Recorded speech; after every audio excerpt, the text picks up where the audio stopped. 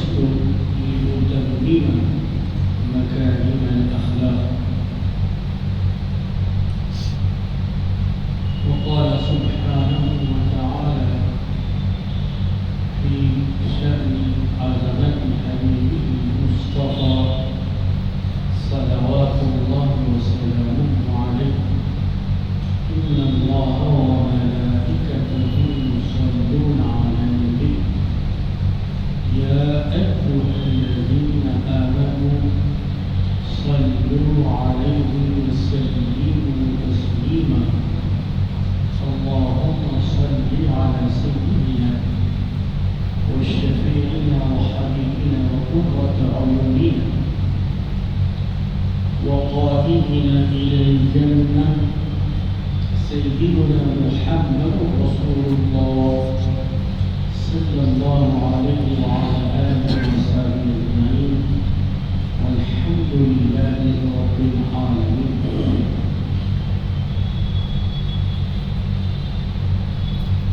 عزیزان محترم، ہر چیز جو اللہ نے پیدا فرمائی ہے اس کا کوئی نہ کوئی مقصد اور مدعا ہو. بغیر مقصد کے اللہ نے کوئی چیز پیدا نہیں کی. آسمان مثال کے طور پر اللہ تعالیٰ نے پیدا فرمایا تو اس سے وہ بندوں کے لیے بارش رحمت نازل فرماتا ہے. ایسے ہی اللہ تعالیٰ نے زمین تخلیق فرمائی تو زمین سے اللہ تعالیٰ بندوں کے لیے رزق اور غلہ فراہم کرتا ہے. زمین کا مقصد انسانوں کے لیے غلہ اور روزی فراہم کرنا. ایسے اللہ تعالیٰ نے سمندر پیدا فرمایا. سمندروں کا مقصد پانی سے انسان کی پیاس ہے، انسان کی جو ضرورتیں ہیں ان کو پورا کرنا مقصد ہے. ایسے ہی اللہ تعالیٰ نے مضبوط، سخت اور بلند و بالا پہاڑ پیدا کیا. ان پہاڑوں کا پیدا کیے جانے کا یہ مقصد ہے کہ انسان اسے توڑ کر اسے اپنے لیے گھر بنائے اور اپنے لیے بلند و بالا عمارتیں بنائیں اور اسے اپنے رہنے کے سامان پیدا کریں اور دوسری چیزیں بھی اس سے انسان پیدا کر سکتا ہے. لیکن جو مشہور اور معروف ہے وہ یہ. تو ایسے ہی کسی دیگر مخلوقات اللہ تعالیٰ نے پیدا فرمائی اسے انسان کے پیدا کیے جانے کا بھی مقصد. انسان بھی بلا مقصد پیدا نہیں کیا گیا. انسان کے بھی اللہ تعالیٰ نے پیدا کرنے کا مقصد بنایا. اللہ تعالیٰ کی تعریف کرنا، اللہ تعالیٰ کی عبادت کرنا، اللہ تعالیٰ کی تسبیح بیان کرنا، اس کے لیے جو فرشتے تھے تو جب اللہ تعالیٰ نے انسان کو پیدا فرمانے کا ارادہ کیا تو فرشتوں نے کہا کہ پروردگار ہم تو آپ کی تسبیح بیان کرتے ہیں، ہم تو آپ کی ثنا میں مصروف رہتے ہیں، آپ کی عبادت سے ہماری غافل نہیں ہوتے اور ہمیشہ آپ کی ہم کو ثنا میں لگے رہتے ہیں. اس کے باوجود کیوں آپ کی انسان کو بنا رہے ہیں؟ یہ انسان تو ایسی ہستی ہے کہ زمین میں جائے گا تو فتنہ کرے گا، فساد کرے گا، خون کرے گا، خرابہ کرے گا اور زمین کے جو سکون ہے وہ گرم گرم ہو جائے گا. کیا ہم آپ کی عبادت کے لیے کافی نہیں ہیں؟ کیا ہم آپ کی تقدیس اور آپ کی شان بیان نہیں کرتے ہیں؟ تو اللہ تعالیٰ نے اس کے جواب میں کچھ نہیں فرمایا، بس یہ فرمایا کہ انی اعلم ما لا تعلمون. بھائی جو انسان کی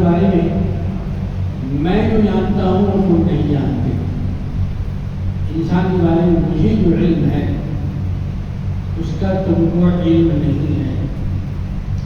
یہ کہہ کر اللہ تعالیٰ نے فرشتوں کو خاموش کروا دیا. اس کا مطلب یہ ہوا کہ صرف عبادت سے اللہ تعالیٰ نے انسان کو اپنا خلیفہ نہیں بنایا. صرف تسبیح سے اللہ تعالیٰ نے انسان کو خلیفہ نہیں بنایا، بلکہ کچھ اور ہی چیز تھی جس کی بنیاد پر اللہ تعالیٰ نے انسان کو خلیفہ بنایا. فرشتوں میں صرف اطاعت کرنے کا مانتا ہے. فرشتے صرف حکم کو تسلیم کرنا جانتے ہیں اور نافرمانی جانتے ہی. نافرمانی جس کو کہتے ہیں اس کو پتہ ہی نہیں، نہ ان کے خمیر میں ہے، نہ ان کے زمین میں ہے، نہ ان کی مٹی میں. تو پھر وہ اللہ تعالیٰ کی نافرمانی کیوں کریں گے؟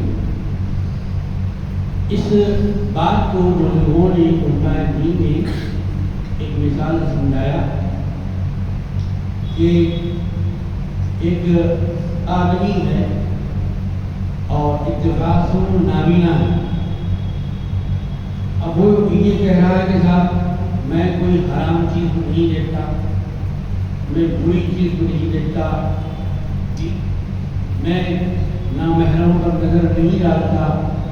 تو کیا اس نابینا کا یہ کہنا صحیح ہے؟ اس کا یہ کہنا اس بات سے صحیح نہیں کہ اس کے اندر دیکھنے کی صلاحیت نہیں، دیکھنے کا مادہ ہی نہیں، اس کی آنکھوں میں روشنی ہی نہیں. ہاں ایسا آدمی ہے کہ جس کی آنکھوں میں روشنی بھی ہے، جو بینا بھی ہے، دیدہ بھی ہے، وہ یہ کہتا ہے کہ صاحب میں اللہ کے حکم کے تابع ہو کر حرام چیزوں کو نہیں دیکھتا. تو کمال نابینا میں نہیں ہے، کمال آنکھ رکھنے والے کے اندر ہے. دیکھنے کے باوجود وہ نہیں دیکھ رہا، نظر ڈالنے کی قوت رکھنے کے باوجود وہ نظر نہیں ڈال رہا ہے. تو یہ کمال ہے، اور یہی کمال انسان کے اندر اللہ تعالیٰ پیدا کرنا چاہتے ہیں. اور وہ کمال پیدا کرنے کے لیے اللہ تعالیٰ نے مسلمانوں کو دیا رمضان کا مہینہ.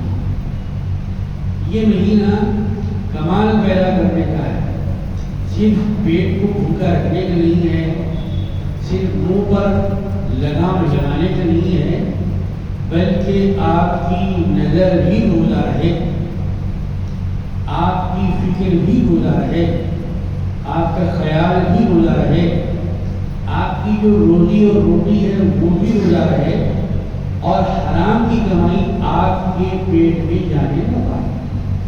تو روزے کا کہ بہت بڑا مقصد اللہ تبارک و تعالیٰ پیدا فرمایا. کہا کہ اس مقصد کے ذریعے انسان اپنے پیدا کیے جانے کے مقصد کو پورا کر سکتا، ورنہ انسان کے پیدا کیے جانے کا مقصد مکمل نہیں ہوگا. چنانچہ اس بات کو روزانہ یاد دلایا جاتا ہے، ہفتے میں ایک بار یاد دلایا جاتا ہے، مہینے میں ایک بار تو یاد دلایا جاتا ہے، سال میں ایک بار اس کا خیال رکھا جاتا ہے. کہ انسان جلد بھول جاتا ہے، صبح میں بولتا ہے دوپہر میں بھول جاتا ہے، دوپہر میں وعدہ کرتا ہے شام میں بھول جاتا ہے، شام میں یاد کرتا ہے اور صبح میں بھول جاتا ہے. تو اس کو یاد دلانے کے لیے اللہ نے فرمایا فاذکرونی اذکرکم. اے بندو تم جلدی جلدی بھول جاتے ہو، مجھے یاد کرو تو دیکھو اتنا بڑا تم کو فائدہ ملے گا کہ میں تم کو یاد کروں. تو یاد دلانے کے لیے اللہ تبارک و تعالیٰ نے پیغمبروں کو بھیجا کہ جو تم اللہ کے بندے ہو، تم بندے ہو، تم ادنا ہو، تم غلام ہو، تم بھکاری ہو، تم داتا نہیں ہو، تم خدا نہیں ہو، خدا تو کوئی اور. تم اللہ تبارک و تعالیٰ کے دربار میں سر جھکانے والے عاجز بندے ہو، تم اس کے دربار میں مانگنے والے بندے ہو. تم چاہے کتنی ہی اعلیٰ منزل پر پہنچ جاؤ، لیکن اللہ تبارک و تعالیٰ کے تم بندے ہی ہو، تم خدا نہیں بن سکو گے. چاہے تم کو کسی ملک کی بادشاہ کو مل جائے، کسی زمین کے خطے کے تم حکمران بن جاؤ، لیکن اس کے باوجود تم بادشاہ بن جاؤ گے، لیکن خدا تم نہیں بن سکو گے. تم بندے کے بندے ہی ہو، بندگی کرنا تمہارا کام رہے گا. اور جب تم بندے ہو تو تو پھر بندگی کا مقصد پورا کرنا یہ تمہارے پیش نظر ہونا چاہیے۔ اب بندگی کا مقصد کیا ہے؟ تو اللہ تعالیٰ کے انسان کو یاد دلا ہے، اے انسان اپنی یادداشت کو تازہ کر، اپنے حافظے کو تازہ کر کہ میں نے تجھے کیوں پیدا کیا، تجھے ہی نہیں بلکہ جنات کو کیوں پیدا کیا، تو دونوں کو ملا کر اللہ تعالیٰ چاہتا ہے وما خلقت الجن والانس الا لیعبدون۔ اللہ تعالیٰ ہمارے مقصد کو یاد دلا رہے ہیں کہ لوگوں، جیسے تم نے اپنی زندگی کے اندر کھانے پینے کو یاد رکھا ہے، نوکری کو یاد رکھا ہے، کپڑا پہننے کو یاد رکھا ہے، یہاں وہاں جانے کو یاد رکھا ہے، تفریح کو یاد رکھا ہے، ویسے اس بات کو یاد رکھو، یہ بات اصل الاصول ہے، ساری باتیں اس کی شاخیں ہیں، اور یہ بات بالکل اصل ہے کہ اللہ تعالیٰ نے تم کو جو پیدا کیا تو صرف اور صرف اپنی عبادت کے لیے پیدا، اپنی معرفت کے لیے پیدا یا اپنی پہچان کے لیے پیدا ہے۔ تم ساری دنیا کو پہچان رہے ہو لیکن اللہ کو نہیں پہچان رہے، ساری دنیا کے سامنے ہاتھ جوڑ رہے ہو لیکن اللہ کے سامنے جھک نہیں رہے ہو، تو یہ تمہارے پیدا کیے جانے کا مقصد نہیں ہے۔ تمہارے پیدا کیے جانے کا مقصد یہ ہے کہ تم اللہ تعالیٰ کو پہچانو۔ جیسے ایک چھوٹا بچہ بھی پیدا ہوا ہے تو اپنی ماں کو پہچانا، اسے دودھ پلاتی ہے، اس کو صاف ستھرا رکھتی ہے، اس کی پاکیزگی کی خیال رکھتی ہے، اس کو کھلاتی ہے، پلاتی ہے، نہلاتی ہے، دھلاتی ہے، اس کی ساری چیزوں کا خیال رکھتی ہے، تو وہ بجائے کسی دوسرے انسان سے اپنے ماں کی طرف رغبت رکھتا ہے، کیونکہ وہ اسے کھلا رہی ہے، اسے خیال رکھ رہی ہے۔ تو جیسے چھوٹا بچہ اپنی ماں کا خیال رکھتا ہے، اپنی ماں کو آواز دیتا ہے، رو کر آواز دیتا ہے، اور وہ آواز ماں پہچان لیتی ہے کہ بچہ مجھے یاد کر رہا ہے، رو رہا ہے، اسے بھوک لگی ہے، اسے دودھ پلانا چاہیے، تو جیسے یہ بچہ اپنی ماں کو پہچان رہا ہے ویسے ہر بندے کو اپنے خدا کو پہچاننا، ہر بندے کو اپنے خدا کی معرفت ہونی چاہیے۔ اب یہ جو معرفت ہے، اب یہ جو پہچان ہے، کیا بندے کے اندر اتنی گنجائش ہے، اتنا علم ہے، اتنی عقل ہے تو پہچان سکے کہ میرا خدا کون ہے، میرا اللہ کون ہے، میرا معبود کون ہے؟ تو اللہ تعالیٰ نے بندے کی اس مشکل کو آسان کیا کہ بندہ خود سے تو پہچان نہیں سکتا، وہ اپنے آپ کو نہیں پہچانا تو خدا کو کیا پہچانے۔ اسی لیے عربی زبان میں کہاوت ہے من عرف نفسہ فقد عرف ربہ، جس نے اپنے آپ کو پہچان لیا، اپنی معرفت اس نے حاصل کری، میں کون ہوں، میں کہاں سے آیا ہوں، میں کیوں آیا ہوں، میرے آنے کا مقصد کیا ہے، میں نہیں آتا تو کیا ہوتا، کچھ نہ ہوتا تو خدا ہوتا، نہ ہوتا کچھ تو خدا ہوتا، ڈبویا مجھ کو ہونے میں، نہ ہوتا میں تو کیا ہوتا، تو آخر میرے آنے کا مقصد کیا ہے۔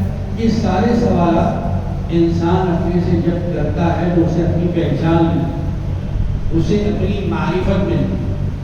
چنانچہ اسی بات کو ایک بزرگ نے مثال کے لیے سمجھایا، کہا کہ ان سے پوچھا گیا کہ آپ نے اپنے پروردگار کو کیسے پہچانا، آپ نے اللہ تعالیٰ کی پہچان کیسے کی، ذرا ہم کو بھی بتائیے تاکہ ہم کو معلوم ہو جائے تو ہم بھی اللہ تعالیٰ کو پہچانیں، اللہ تعالیٰ کی معرفت ہم کو حاصل ہو جائے اور یہ جو مشکل مرحلہ ہے وہ آسان ہو جائے۔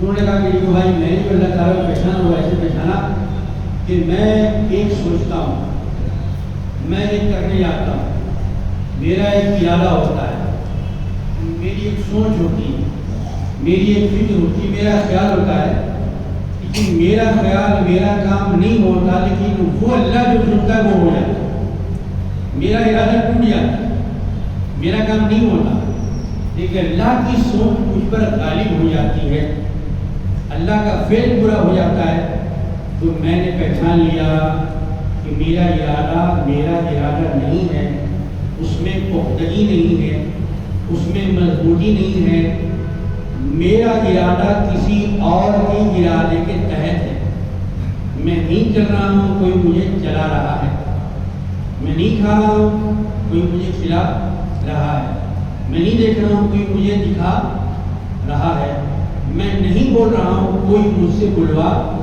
رہا ہے۔ وہ کون ہے؟ کہا کہ وہ زبردست طاقت ہے، وہ زبردست قوت ہے، اور اسی قوت کا نام ہے خدا، اسی قوت کا نام ہے اللہ، اسی قوت کا نام ہے حی القیوم، اسی قوت کا نام ہے قدوس السلام، اسی قوت کا نام ہے مقسط، اسی قوت کا نام ہے العزیز الجبار۔ تو اللہ تعالیٰ نے اس پہچان کے لیے ان لوگوں کو بھیجا جن کو ہم پیغمبر کہتے ہیں، رسول کہتے ہیں، نبی کہتے ہیں، ہادی کہتے ہیں۔ یہ آتے ہیں اور وہ راستہ بتاتے ہیں جو راستہ اللہ تعالیٰ چاہتے ہیں۔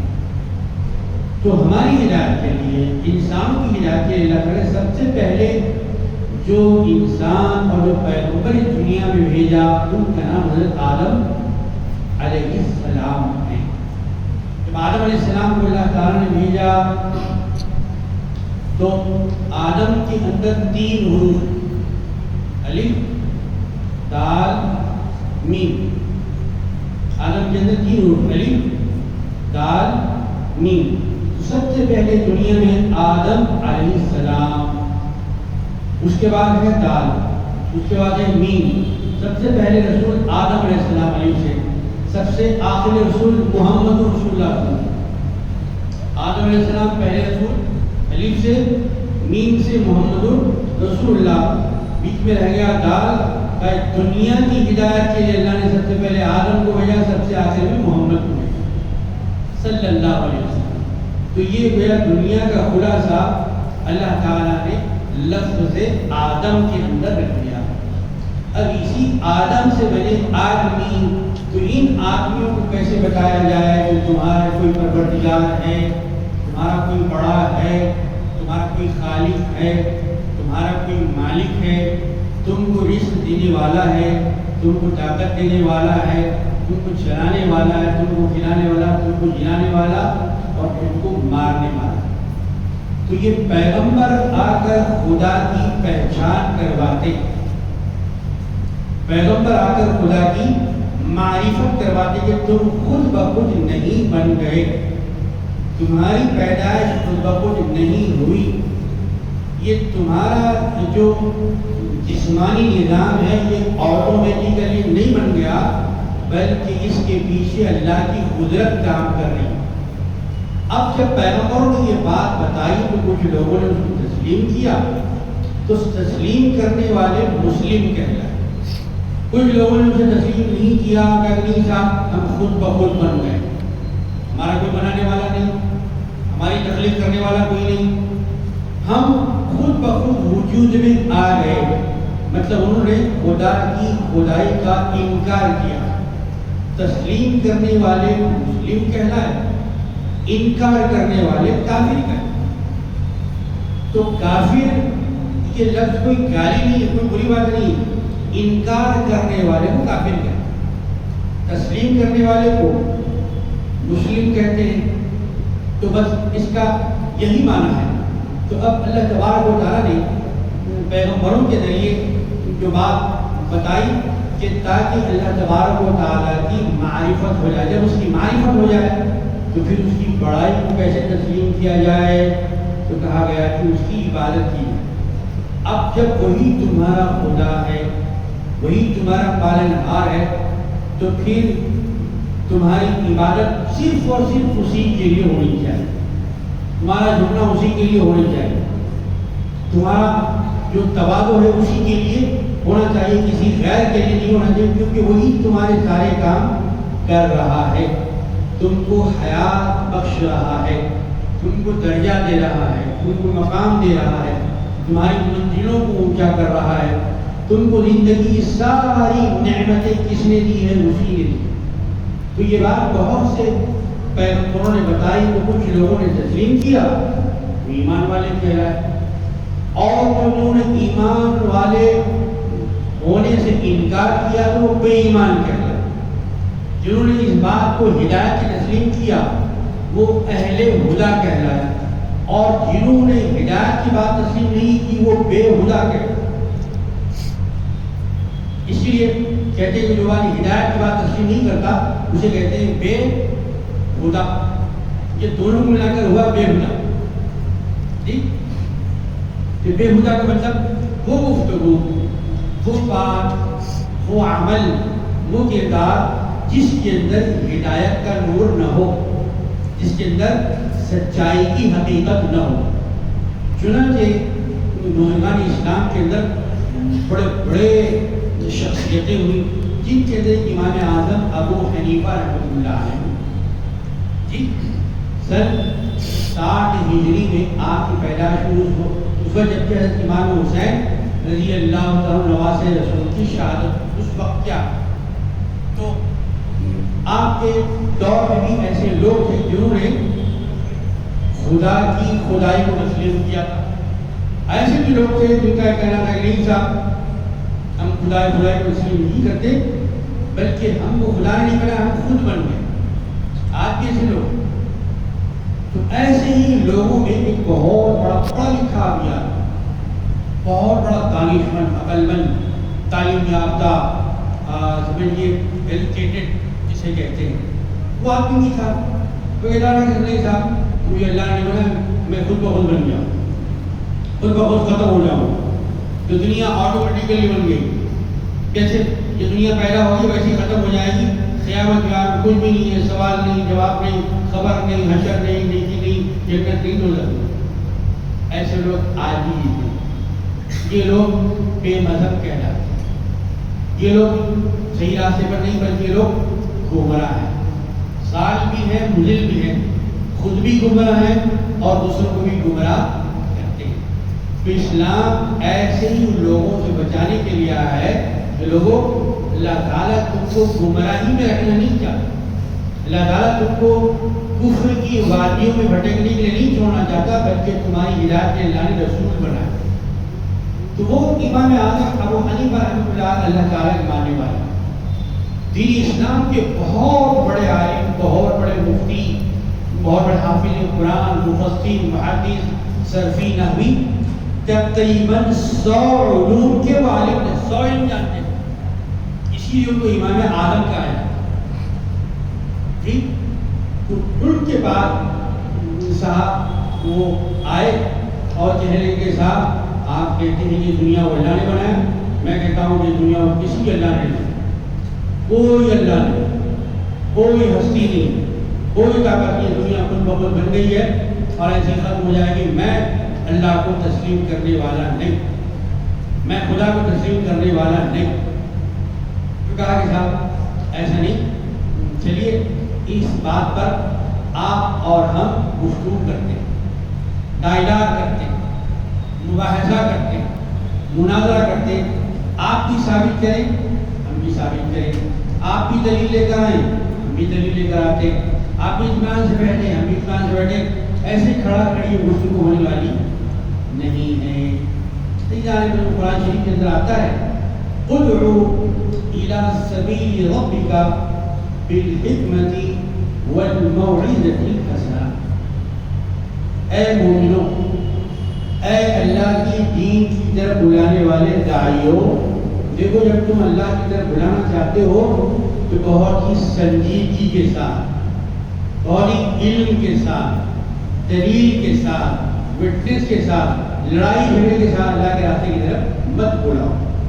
اسلام لڑنے کا نام نہیں، اسلام پڑھنے کا نام ہے۔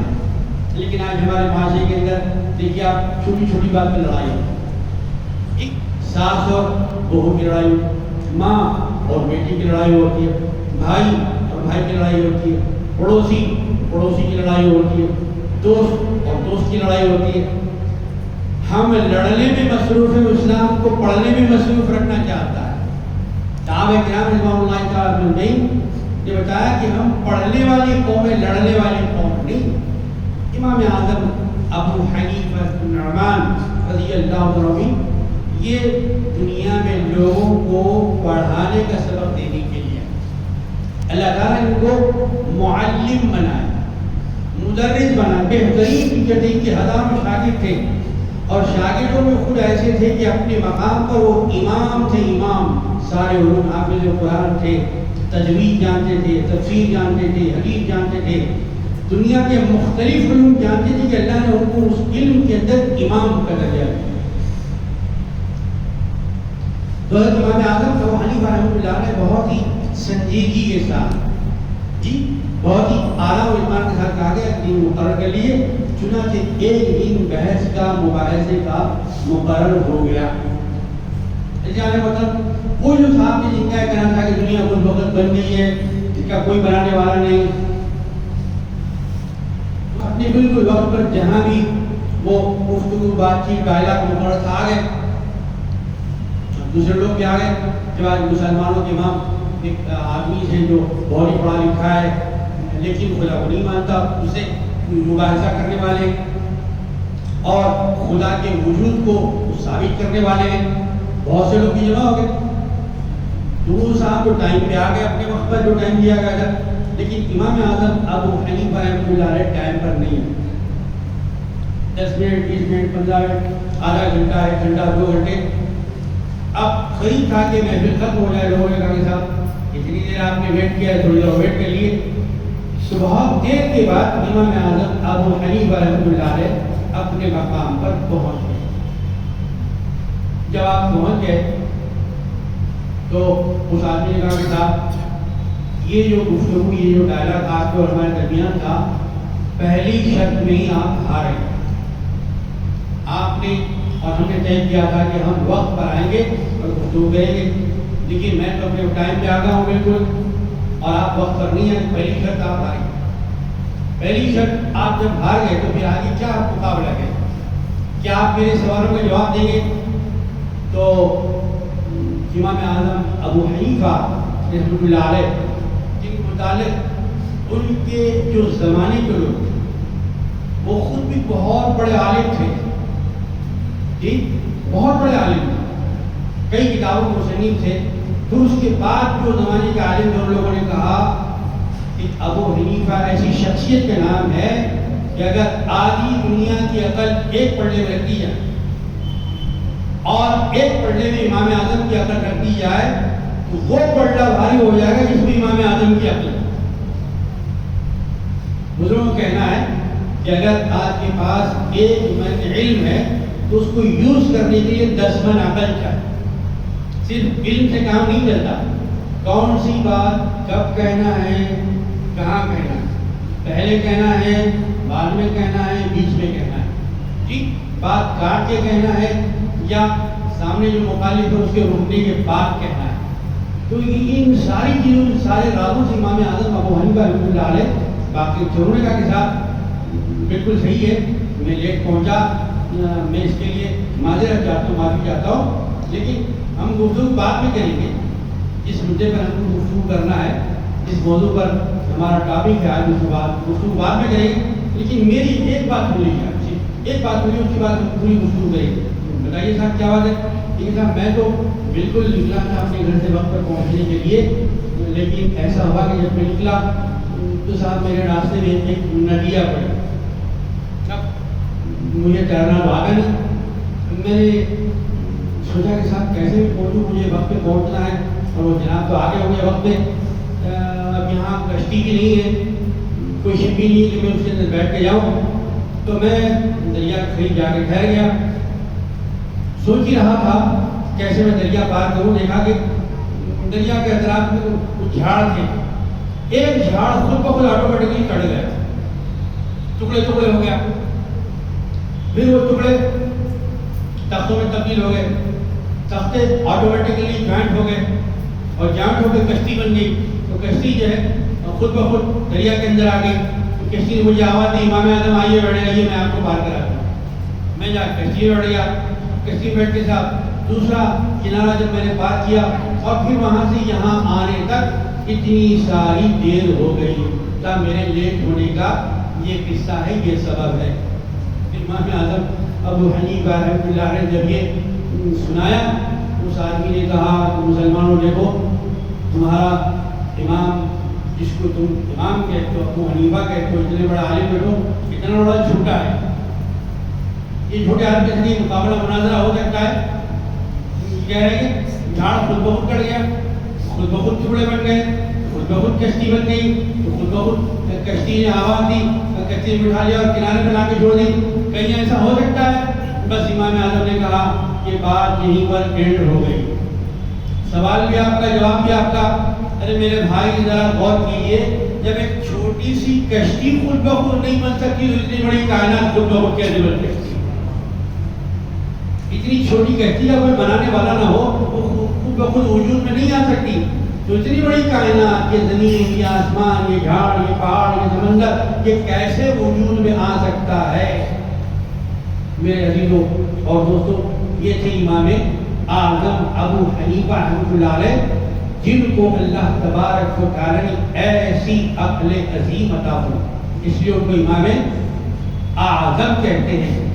جب امام اعظم ابو حنیفہ رحمۃ اللہ علیہ کی عقل سلیم جو اللہ تعالیٰ نے عطا فرمائی تھی، علم کا یہ عالم تھا، تو سیدنا علی مرتضیٰ کے علم کا عالم تھا.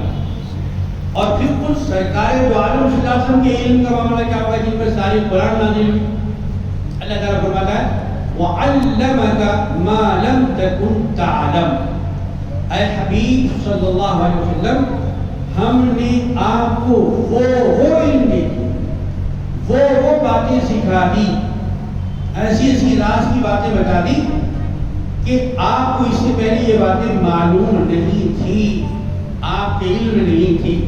تو امتی کے علم کا یہ عالم ہے، تو پھر پیغمبر کے علم کا عالم تھا. میرے عزیزوں اور دوستوں، جب امام اعظم ابو حنیفہ رحمۃ اللہ تعالی علیہ نے لاجواب کر دیا، تو پھر یقین اسلام لانے کے سوا اور کچھ باقی نہیں رہا تھا، چنانچہ اس نے اسلام کو قبول کیا. میرے عزیز و دوست بزرگوں، تو امام اعظم نے اس وقت قبول کرنے کے لیے اپنے ہاتھوں پر ڈنڈا نہیں لیا. لوگ کہتے ہیں کہ اسلام تلوار سے پہلا، نہیں، اسلام تلوار سے نہیں بھائی، علم سے پہلا. اسلام اخلاق سے پہلا، اسلام کردار سے پہلا. امام اعظم ابو حنیفہ رحمۃ اللہ نے اپنا کردار پیش کیا. ایک آدمی اچھا لباس پہنتا ہے تو خوش لباس کہلاتا ہے، اچھا کھانا کھاتا ہے تو خوش دہن کہلاتا ہے، اچھی گاڑی میں ملتا ہے تو اس کا ذوق اس کے سامنے آتا ہے. لیکن یہ ساری چیزیں اس کے اچھے انسان ہونے کی علامت نہیں ہے. انسان کے اچھے ہونے کی علامت یہ کہ اس کا کردار کیسا ہے، اس کی گفتگو کیسی ہے، اس کی بات چیت کیسی ہے، اس کی زبان کیسی ہے، اس کا اٹھنا کیسا ہے، اس کا بیٹھنا کیسا ہے، اس کا لیل کیسا ہے، اس کا دن کیسا ہے. اسی سے انسان پہچانا جاتا ہے. اور یہ بات ہمارے بزرگوں نے اپنے اخلاق سے بتائی. یہی امام اعظم ابو حنیفہ رحمۃ اللہ علیہ نے ان کے اخلاق اور کردار کا ایک اور پہلو، ایک اور جھلک میں خدمت کرتا ہوں. امام اعظم ابو حنیفہ رحمۃ اللہ علیہ اپنے کسی پڑوسی کے انتقال میں اور لوگوں کے ساتھ جنازے میں گئے تدفین کے لیے قبرستان.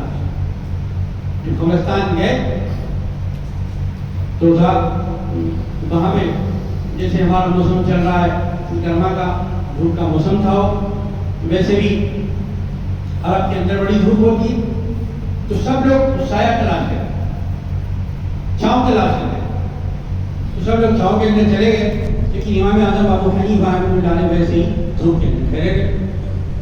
لوگوں نے کہا کہ مولانا یہاں چھاؤں میں تشریف لا لیجیے، یہاں سایہ ہے. لیکن امام اعظم نے ایک مرتبہ، دو مرتبہ، اس کے بعد لوگ بھی خاموش ہو گئے. جب تدفین ہو گئی، لوگ جانے لگے تو کہا کہ امام آپ اتنی دیر تک دھوپ میں ٹھہرے رہے، آپ نے سخت گرمی کو برداشت کی، پسینہ پسینہ ہو گئے، لیکن آپ نے اس مکان کے سائے میں آنے گوارا نہیں کیا. تو امام اعظم ابو حنیفہ رحمۃ اللہ نے اپنا کردار پیش کیا، اپنا اخلاق پیش کیا، جو آج کتابوں کے اندر رہ گیا، دنیا اسے ڈھونڈ رہی. امام اعظم نے فرمایا کہ بھائی تمہاری دعوت مجھے منظور تھی، لیکن میں اس مکان کے سائے میں اس لیے نہیں آیا کہ ان صاحب نے جو مکان کے اندر رہتے انہوں نے مجھ سے قرض لیا ہوا ہے، کہیں وہ میرے لیے سایہ ان کے مکان کا سود نہ ہو جائے، اس لیے میں اس مکان کے سائے میں نہیں آتا۔ یہ ہوتا ہے کردار، یہ ہوتا ہے اخلاق، یہ ہوتا ہے رکھ رکھاؤ، یہ ہوتی ہے وفاداری جو ہمارے باپ دادا کے اندر تھی اور آج ہم سے غائب ہو گئی ہے۔ اس لیے آپ دنیا ہم پر انگلیاں اٹھا رہی ہیں۔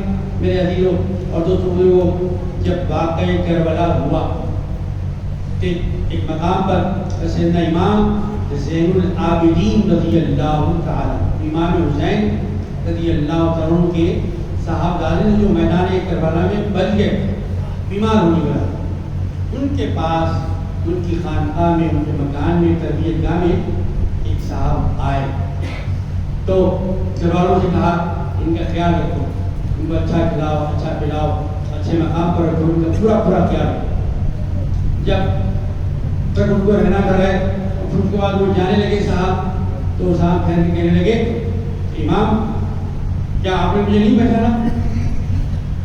کیا مجھے واقف نہیں ہے؟ امام زین العابدین رضی اللہ تعالیٰ عنہ نواز رسول نے اپنا کردار پیش کیا، اپنے اخلاق پیش کیا، کہا کہ اے شخص میں تمہیں اچھی طرح جانتا ہوں، میں بابا جان کے قاتلوں کو اچھی طرح جانتا ہوں، تم میرے بابا جان کے قاتل ہو۔ کہا کہ بڑا اچھا موقع تھا، میں تو آپ کے پاس آ گیا تھا، پکڑ لیتے، مجھے مار لیتے، تحقیق کر دیتے، میرے سر پہ تلوار چلاتے اور بدلہ لے لیتے۔ امام زین العابدین رضی اللہ عنہ نے ارشاد فرمایا نہیں، میں دنیا کو بتانا چاہتا تھا کہ تمہارا وہ کردار ہے، آل رسول کا یہ کردار۔ میرے دوستو، یہ ہمارے بزرگوں کا، یہ ہمارے صحابہ کا، یہ ہمارے اہل بیت کا کردار ہے، اور اسی کردار کو اپنے اندر زندہ کرنے کے لیے آتا ہے رمضان، اور ہم نے اسے بنا دیا افطاری کا رمضان، نئے کپڑوں کا رمضان، خوشی کرنے کا رمضان، نئی گاڑیاں خریدنے کا رمضان۔ رمضان کا مقصد کچھ اور تھا، لعلکم تتقون، اے لوگوں ان کو بھوکا رکھنا مقصد نہیں، پیاسا رکھنا مقصد نہیں ہے، تم سے کوئی مانگنا مقصد نہیں ہے، بلکہ تم کو وہ انسان بنانا ہے جو انسان قرآن چاہتا ہے، تم کو وہ انسان بنانا ہے جو ایمان چاہتا ہے، جس کے سینے میں ایمان کا نور چمکاتا ہو، وہ انسان، وہ مسلمان تم کو بنانا مقصود۔ تو رمضان تو چلا گیا، لیکن کیا رحمان بھی چلا گیا؟ رمضان چلا گیا، کیا قرآن بھی چلا گیا؟ رمضان چلا گیا، کیا کلمہ بھی چلا گیا؟ رمضان چلا گیا، کیا سچائی بھی چلی گئی؟ رمضان چلا گیا، کیا کردار بھی چلا گیا؟ گیا رمضان ہے، لیکن سارا رمضان کا پیغام الحمدللہ موجود۔ میرے عزیزوں اور دوستوں بزرگوں، تو یہ اللہ تبارک و تعالیٰ انسان کو اپنی تخلیق کے مقصد سے آگاہ کرنے کے لیے ہر سال بھیجتے رہے۔ جب ایک مہینہ اس پیغام کو اپنے دل میں اتار لے گا، اپنے ذہن نشین کر لے گا، جب ایک مرتبہ رمضان میں اس کا قبلہ سیدھا ہو جائے گا، تو 11 مہینے اس کا قبلہ ٹیڑھا نہیں ہوگا۔ صرف نماز میں ہی ہمارا قبلہ سیدھا نہیں ہوتا ہے، جب تجارت کرنے جاتے جب بھی ہمارا قبلہ سیدھا ہونا چاہیے، جب شادی بیاہ کرنے جاتے ہیں جب بھی ہمارا قبلہ سیدھا ہونا چاہیے، جب ہم تنہائی میں رہتے ہیں جب بھی ہمارا قبلہ سیدھا ہونا چاہیے۔ آج قبلہ ہمارا شاید ٹیڑھا ہو گیا ہے، لوگ مکانوں پر بلڈوزر چلا رہے ہیں، شاید قبلہ ٹیڑھا ہو گیا ہے، ہم پہ بری نظریں ڈال رہے ہیں، شاید قبلہ ٹیڑھا ہو گیا ہے، ہم کو مارنے کی دھمکی دے رہے ہیں، شاید ہمارا قبلہ ٹیڑھا ہو گیا ہے، ہماری بیٹیاں باغی بن رہی ہیں، شاید قبلہ ٹیڑھا ہو گیا ہے، حجاب کے اوپر گفتگو ہو رہی ہے، شاید ہمارا قبلہ ٹیڑھا ہو گیا ہے، اذان پہ گفتگو پہلے نہیں ہوئی اب ہو رہی ہے، شاید ہمارا قبلہ ٹیڑھا ہو گیا ہے کہ مسجدوں پہ گفتگو ہو رہی ہے، شاید ہمارا قبلہ ٹیڑھا ہو گیا ہے میرے عزیز دوستو سارے ہمارے نظام پر گفتگو ہو رہی ہے، نماز پر گفتگو ہو رہی ہے۔ تو یہ جو رمضان آیا تھا ہمارا قبلہ صرف نماز میں نہیں بلکہ تجارت کا قبلہ بھی سیدھا کرنے آیا، ہماری شادی بیاہ کا قبلہ بھی سیدھا کرنے کے لیے آیا تھا۔ جب تک لاک ڈاؤن تھا شادیاں بالکل سیدھی سیدھی ہو رہی، لاک ڈاؤن ختم ہو گیا، پھر وہی ناچنا پھر وہی گانا، پھر وہی فضول خرچی، پھر وہی پٹاخے، پھر وہی آرکیسٹرا، پھر وہی ناچ، پھر وہی ڈانس، پھر وہی گانا، اور پھر وہی عزیزان محترم روش ہماری آ گئی۔ میرے عزیزوں دوستو، مطلب یہ ہوا کہ ہم کرونا سے ڈرنے والے ہیں، ربنا سے ڈرنے والے نہیں ہیں۔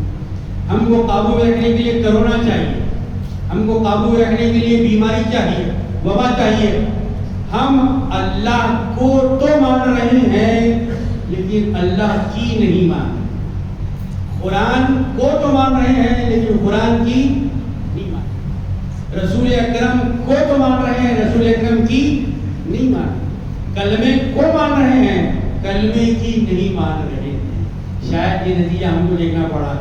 تو ابھی بھی آنکھیں کھولیے، اپنے کردار کو سنبھالیے، اپنے بچوں کو سنبھالیے، اپنی اولاد کو سنبھالیے، ان کے مستقبل کو سنبھالیے۔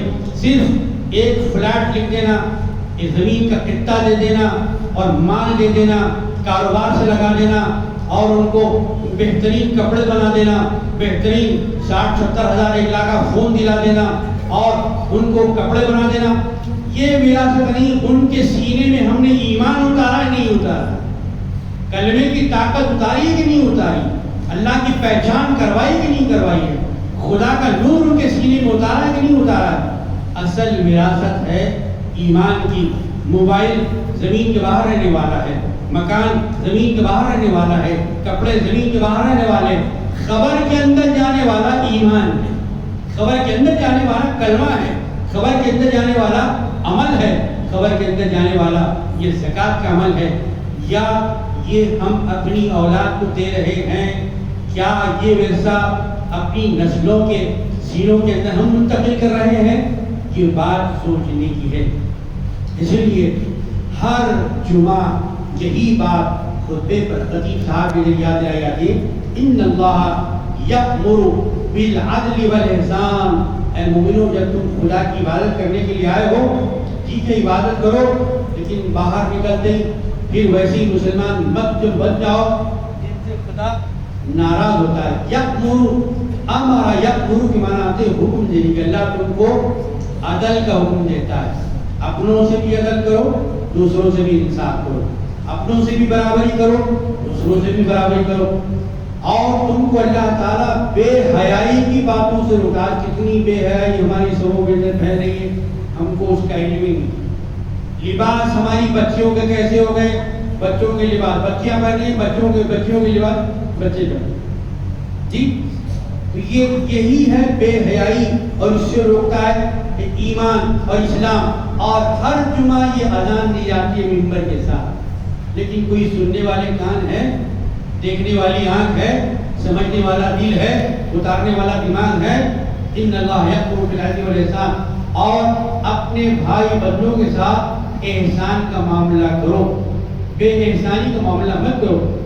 ان اللہ یأمر بالعدل والاحسان وایتاء ذی القربى، اپنے جو اقربا ہیں ان کے حقوق کو مت مارو، ان کے حقوق کو مت دباؤ، بلکہ ان کا جو حق ہے وہ حق ادا کرو۔ ماں کو ماں کا حق، بیوی کو بیوی کا حق، بھائی کو بھائی کا حق، شوہر کو شوہر کا حق، باپ کو باپ کا حق۔ جس کا جو حق ہے وہ ادا کرو، کیونکہ ان کے متعلق اللہ تعالیٰ پوچھ رہے ایتاء ذی القربى وینہی عن الفحشاء والمنکر۔ اللہ تعالیٰ تم کو بے حیائی کی باتوں سے، بے شرمی کی باتوں سے تم کو روکتا ہے، اللہ تعالیٰ تم کو منع کرتا ہے، اور وہ باتیں جن سے اللہ تبارک و تعالیٰ ناراض ہوتا ہے۔ پروردگار عالم ہم کو جو حکم ہر جمعہ خطبے کے اندر کیا جا رہا ہے اس کا سچا پکا ہمیں عمل کرنے والا پروردگار عالم بنائے، صغیرہ کبیرہ گناہوں سے ہم کو محفوظ رکھے۔ پروردگار عالم ہم کو مسلمان بنائے جس کا رعب اور داغ کافروں پر دائم ساری جاری ہو جائے۔ اللہ تبارک و تعالیٰ ہماری حفاظت فرمائے، ایمان پر ہم کو زندہ رکھے، اسلام پر ہماری موت عطا فرما۔ وآخر دعوانا الحمدللہ۔